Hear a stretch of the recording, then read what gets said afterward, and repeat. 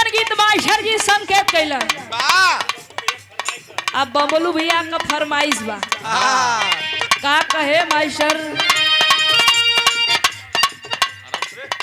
कौन वाला बहुत अच्छे तोरा बिना खाना पीना तोरा बिना खाना पीना तोरा बिना खाना पीना तोरा बिना खाना पीना दियल भइल दुसुआर एगो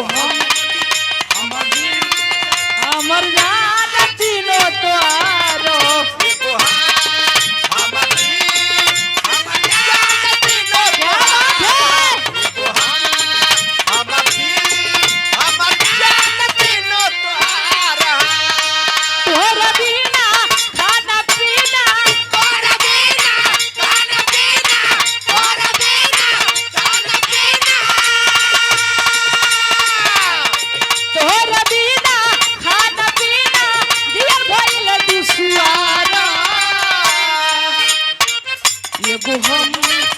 हमर दिल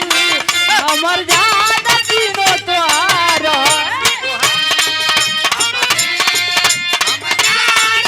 बहुत अच्छे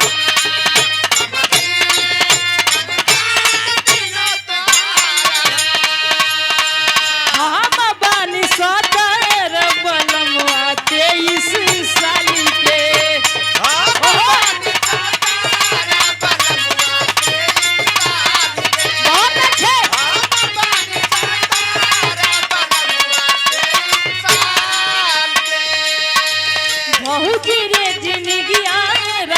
खतारा में डाल के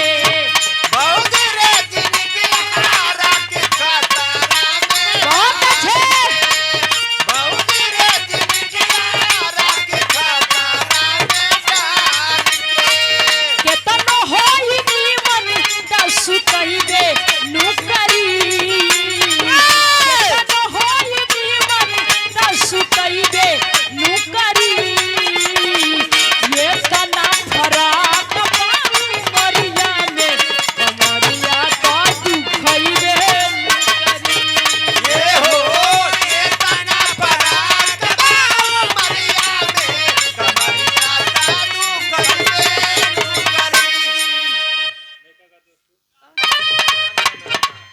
बड़ी सुघर गीत मास्टर जी संकेत केले कौनो मेहरारू का आदमी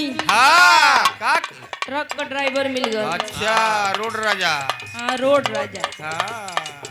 सखी कथी का हो खाली गियर लगावत हुआ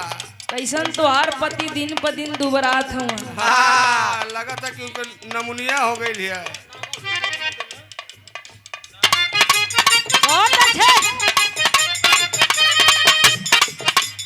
बतावत है